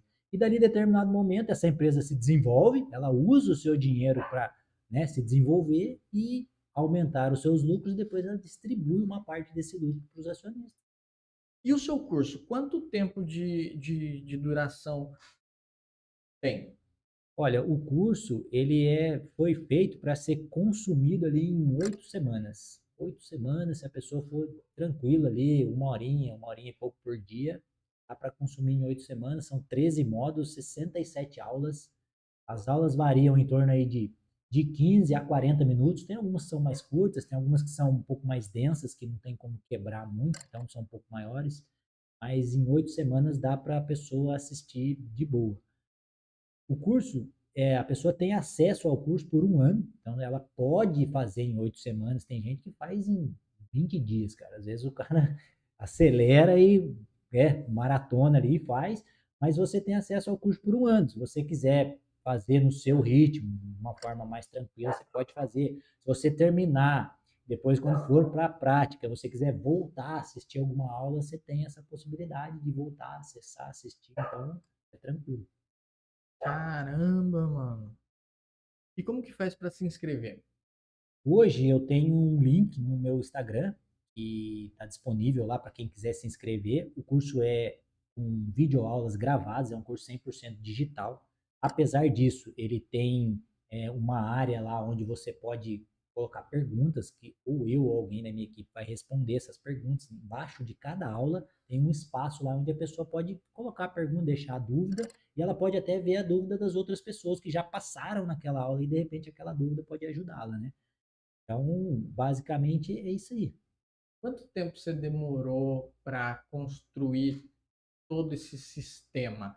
Tá certo que, a grosso modo, pô, desde É, quando você começou foram a alguns anos, na trabalhar, né? verdade. Mas assim, você pegar todo esse know-how, sintetizar isso em um curso e colocar para transformar a vida das pessoas. Olha, depois que eu cheguei ao ponto de que eu tinha todo o conteúdo que eu precisava, né, baseado em todos os cursos que eu fiz, em todo o conhecimento que eu, né, adquiri através de livros, através de palestras, através dos treinamentos, eu levei aí próximo de um ano para estruturar da forma que eu achasse que ficaria assim adequada para a pessoa seguir numa cronologia que fosse fazer sentido. Eu demorei um pouco até para entender que aquilo ali funcionaria. Primeiro eu apliquei comigo, percebi que deu resultado, e aí depois eu comecei a estruturar, gravar minhas aulas, tá?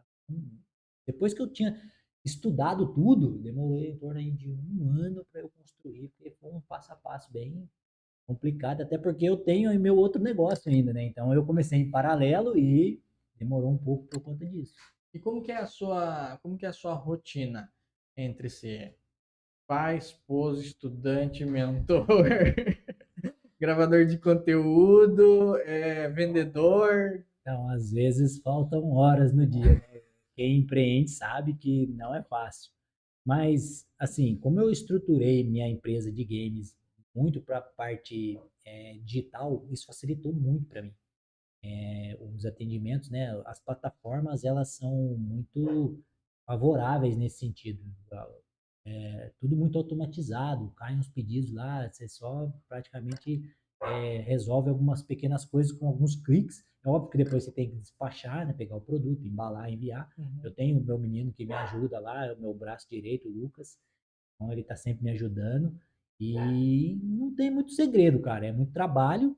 Eu tenho o hábito de acordar muito cedo, é um hábito meu, uma coisa que eu gosto, então eu acordo muito cedo e já começo ali a desenvolver minhas coisas desde a parte da manhã e vou carregando aí ao longo do dia. Divido parte do meu tempo hoje com o meu negócio, né? Dou uma atenção para os games primeiro e depois na parte da tarde eu procuro focar mais nos investimentos, até porque eu me mantenho estudando, não posso parar de estudar, porque o tempo todo são coisas novas saindo, são tipos de investimentos novos, são coisas que estão acontecendo no mercado, então a gente tem que estar sempre atualizado. E, cara, vai até a noite, não tem muito segredo, não, não tem muito romantismo, não. Não trabalho das 8 às 18 como eu gostaria, ou como todo mundo acha, né? Ah, esse cara só grava vídeo, só fica atrás do celular falando, não é bem assim. Tem todo um trabalho, né, um estudo para poder chegar no que a gente entrega Tem hoje. hora para começar, não tem hora para Não, não acabar. tem. Ah, olha aí, ó, hoje agora são o quê? 9h30 da noite, a gente tá aqui, ó. Então, para você, o que é o sucesso? Sucesso para mim é ter liberdade. Foi isso que me motivou a buscar esse empreendimento de finanças e é ter liberdade. Eu queria ter liberdade de tempo, liberdade geográfica, liberdade de tipo de mídia que eu ia trabalhar, entendeu? Então, eu acho que o sucesso para mim é ter liberdade. E é isso que eu busco. É isso que eu busco despertar nas pessoas. O investimento é uma forma de trazer a pessoa para a liberdade. Porque você imagina só, você começa com um investimento pequeno hoje e que dali depois de um longo tempo, de um período, né, você vai ter um patrimônio que vai te trazer uma rentabilidade mensal, às vezes maior do que o seu salário que você ganha no seu trabalho. Então, se você construir isso ao longo dos anos, às vezes as pessoas torcem o nariz para isso também. O cara fala, pô, mas eu tenho que investir 20 anos. Cara, você trabalha 20 anos, 30, às vezes mais. Você vai passar por esse processo. A menos que aconteça alguma coisa errada ou anormal no caminho, todo mundo vai trabalhar até os 60 anos, meu amigo. Não adianta você falar que é muito tempo, realmente. Mas você prefere chegar lá nos 60 anos e viver com um salário mínimo de R$ 1.420, igual é hoje? Ou você prefere chegar lá e ter um patrimônio perto aí de 1 milhão, 1.500.000 reais e ter uma renda aí de 10, 12 mil reais por mês? O processo é o mesmo, cara. O tempo que você vai percorrer é o mesmo. Então, eu prezo por isso, é isso que eu construo, né? É isso que eu busco para mim e eu é, busco clarear isso para as pessoas, fazer com que elas enxerguem, porque muita gente não tem essa noção. Muita gente não sabe que é possível. Nossa, mas é possível? É possível. E você não precisa investir muito, porque o tempo faz o papel dele. Você começar com R$ 300 hoje, ao longo de 20, 22 anos, você já tem um patrimônio de R$ 1 milhão. Você começar investindo R$ 300 por mês. O problema é que as pessoas não querem começar. É aquilo que eu falei um pouco há pouco tempo. As pessoas ou não querem estudar, ou quando estudam, não aplicam aquilo que aprenderam. Aí o tempo vai passar de qualquer jeito. Aí você decide. Uma coisa é você não ter conhecimento, né, de que isso é possível, ou de que você vai chegar lá. Às vezes a pessoa nem enxerga que ela vai chegar lá e vai, pô, vou me aposentar com R$ 1.400. Hoje, se a pessoa se aposenta, é um salário mínimo, cara. O salário mínimo não dá para nada. Você sabia que 1% dos aposentados conseguem viver de forma independente? 1%. 99% dos aposentados hoje ou dependem dos filhos ou dependem de algum outro familiar para ajudar na subsistência básica. Porque com R$ 1.400 você não faz nada, cara. Se você trabalhou com um salário pequeno, você vai receber isso aí e não vai receber muito mais se você trabalhou com um salário maior. E olha para você ver, quando você trabalha, você contribui com o INSS para você ter essa aposentadoria. Só que você contribui 30 ou 35 anos, chega no final da vida, você recebe essa merreca, e esse dinheiro que você contribuiu não é seu, é do governo, você contribuiu para o INSS. O INSS vai te devolver esse dinheiro através da aposentadoria. Por que você não contribui com dinheiro que é seu para você? Por que você não faz essa mesma trajetória, guardando ali um pouquinho do seu dinheiro ao longo da sua vida para chegar no mesmo ponto, mas com um patrimônio aí de 1 milhão? É possível. Não é muita coisa. 300, 400 reais você consegue. Ah, mas eu não ganho tudo isso. Claro que não. Esse rapaz que perguntou de 18 anos, ou talvez hoje ele não tenha 400 reais. Mas quando ele melhorar, quando ele estudar um pouco mais, quando ele terminar a faculdade, tiver um emprego melhor, ele consegue melhorar o aporte. Ele consegue investir um pouco mais. E as pessoas, elas olham para o ponto que elas estão. Ah, 300 reais para mim não dá. Talvez hoje não dê. Mas o que você pode fazer para que esse investimento seja possível para você? Então, tem outras opções e a gente precisa olhar para isso. É porque também uma outra forma de das pessoas pensarem por exemplo, qual que é o nome dele mesmo, Plínio? Cauã. Cauã. Então, por exemplo, o Cauã, né? Cauã, abraço para você, cara. O Cauã, 18 anos, beleza. Começou agora a investir. Vai chegar um determinado momento da vida do Cauã em que ele será pai, né? Se Deus quiser. E o filho dele, os filhos dele irão crescer. E como ele já tem esse hábito, essa instrução de investir e tal, os filhos também irão investir. Então já não será uma pessoa investindo Sim, isoladamente. exato. Mas não, já são ali uma família de investidores. E esse processo, ele perdura para sempre. Uhum. Enquanto nós estivermos aqui, enquanto esse sistema funcionar dessa forma, é desse jeito. E entra uma outra coisa que é, por exemplo, o legado. Qual é o legado que você vai deixar para os seus filhos, para os seus netos, né? Então, assim, se é uma família investindo, que seja você que está assistindo o primeiro a dar esse passo, a começar a fazer isso, para que seus filhos, seus netos, seus bisnetos tenham uma condição muito melhor do que você tem agora. Mas é que nem você falou, se a pessoa não começar, o mínimo que seja, Uhum. esse é o futuro que vai demorar um pouco mais para acontecer. Talvez seu neto, seu filho aprenda e crie esse hábito, só que daí só vai demorar um pouquinho mais. Exatamente. É o que eu falo. Todos nós vamos passar por esse período. Às vezes a pessoa fala, pô, mas 20 anos? Cara, você vai passar por 20 anos na sua vida. Você começa com 18, se você tiver com 48 anos, você já foram 30. E você está longe de aposentar, porque hoje o cara aposenta com 65 anos. Você imagina? Agora, se o cara ficar 30 anos investindo 300 reais, cara, ele tem um patrimônio muito maior do que 1,5 milhão de reais. E ele, com 48 anos, de repente, ele consegue se aposentar. Cara. Ele não precisa depender do sistema INSS. Aliás, é um sistema que a gente sabido e notório que se ele continuar do jeito que está hoje, se nada for feito, ele vai quebrar. A pirâmide de pessoas no Brasil, de faixa etária, ela está se invertendo. Antes a gente tinha mais jovens trabalhando e menos pessoas aposentadas. Hoje a gente já está quase que equilibrando isso. A previsão que equilibre em 2030. E você vai ter quase que a mesma quantidade de pessoas que trabalha e a mesma pessoa de quantidade aposentada. Em 2060, a pirâmide se inverte. Como as pessoas estão tendo menos filhos hoje, em 2060 a tendência é que tenha menos gente contribuindo com o INSS e mais gente para receber. Como que esse negócio vai se sustentar? A conta não fecha. Vai quebrar, cara, não fecha. É por isso que você tem que se preparar. Quem tem 18 anos hoje, daqui a 40 anos, 2060, 37 anos, o cara vai ter quase que, dependendo do que ele investir aí, um patrimônio que ele já pode ficar tranquilo e não vai depender dessa pirâmide aí. Exatamente. E até porque quando você tem uma renda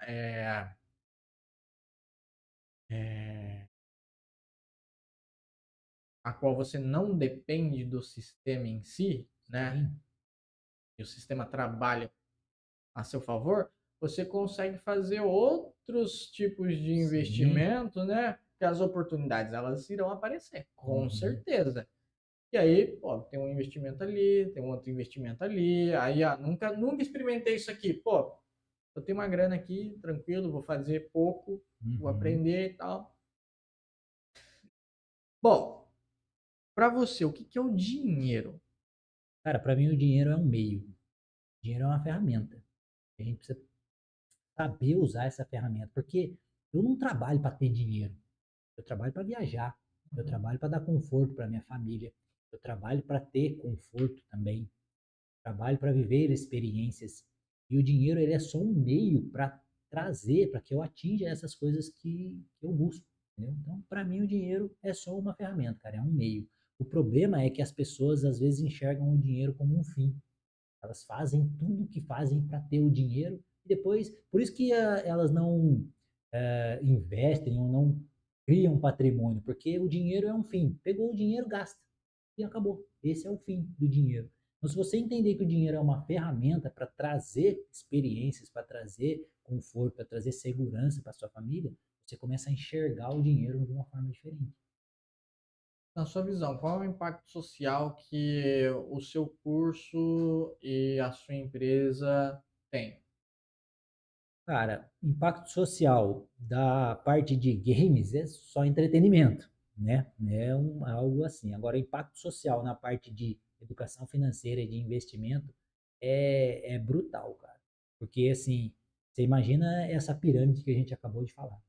Se a gente não fizer nada agora para esse jovem, que nem o Cauã, que tem 18 anos, daqui 30 anos, cara, ele não vai ter condições de receber uma aposentadoria sequer se ele conseguir aposentar. Hoje, a aposentadoria é com 65 anos.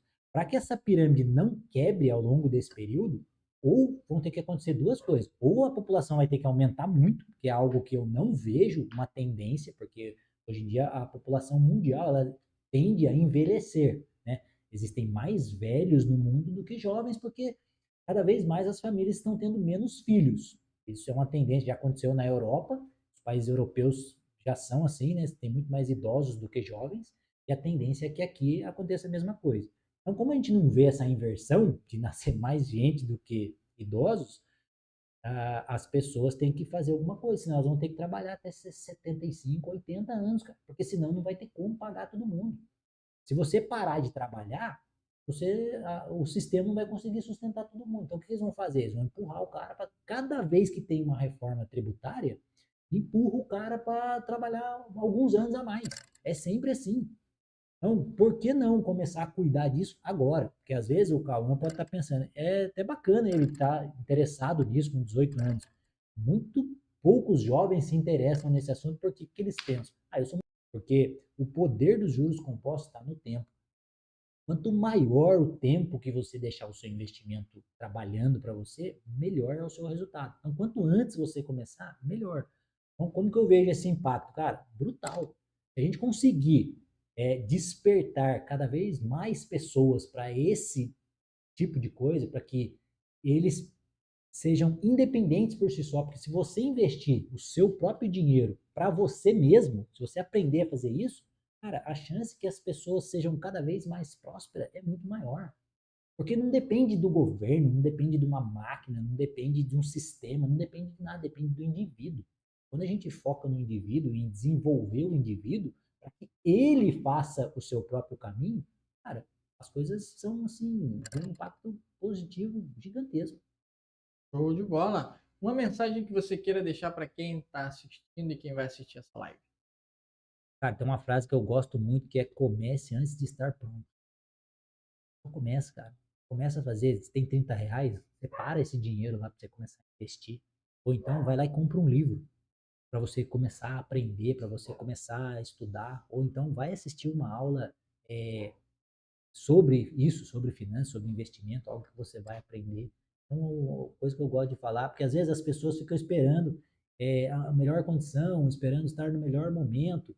Às vezes a pessoa fala para mim, não, que eu estou um pouco endividado, deixa eu regularizar minhas dívidas aqui para eu começar a investir. Cara, e é exatamente ao contrário. Se você está endividado é porque você tem a mentalidade que te trouxe até ali. Uhum. Então você precisa começar agora, justamente, é igual você procurar um nutricionista, por exemplo, e falar para ela assim, não, deixa eu emagrecer primeiro, depois eu vou fazer uma consulta com você. Cara, você está indo lá justamente para ela te fazer emagrecer. Então, se você está com problema financeiro, é a hora de você começar. É justamente para você sair desse imbróglio e ir para um negócio melhor. Então, comece antes de estar pronto, cara. É a mensagem que eu queria deixar aqui no podcast. Show de bola. Cauã, agradeço a você, agradeço primeiramente a Deus por ter colocado mais um expert, uma pessoa sensacional na minha frente aqui, que me esclareceu bastante, que eu sempre, eu gosto muito de aprender. Então, toda vez que eu tenho essa oportunidade de ter um especialista na minha frente, falando sobre segmentos aos quais me interessa e aos quais eu também assim, não domino, para mim é sensacional. Poder a gente estava falando, né? Investir no CNPJ de outras empresas, né? Sempre que eu trago alguém aqui, eu estou fazendo isso. Eu estou investindo no meu CNPJ, estou investindo no CNPJ de quem está sentado aqui na minha frente para as pessoas e estou investindo no CNPJ de você que está assistindo, porque as pessoas vão absorver esse conhecimento, levar isso para a vida e é importante isso, né? Fazer com que as pessoas elas absorvam conhecimento, conheçam fontes fidedignas, sejam preparadas porque o futuro é brutal. E é aquilo que eu disse aqui, né? Eu acho que a gente tem que libertar as pessoas. E é uma forma de você libertar as pessoas, é fazer o que você está fazendo aqui, é disseminando o conhecimento. Tá? Porque o conhecimento liberta. Você aprende a fazer alguma coisa, se você desenvolve uma habilidade nova, você se liberta. É bastante válido esse trabalho aqui. Então não se esqueçam de curtir, comentar, compartilhar, se inscrever no canal, ativa o sininho de notificações para que vocês recebam todos os conteúdos. Sempre que subirmos um conteúdo novo, você estará recebendo um sinalzinho ali e absorvendo conhecimentos novos, tá? Agradeço a vocês, agradeço a Deus. Fiquem com Deus e até a próxima.